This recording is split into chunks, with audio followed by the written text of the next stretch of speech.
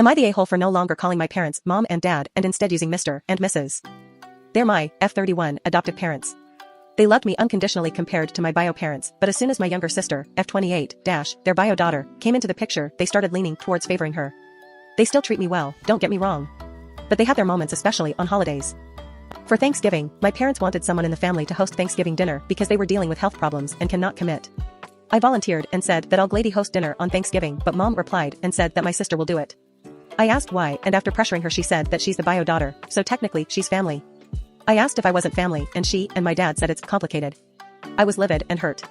I decided that after this I will no longer be calling them mom and dad. Yes, they're nice to me, but I decided to just start calling them Mr. and Mrs.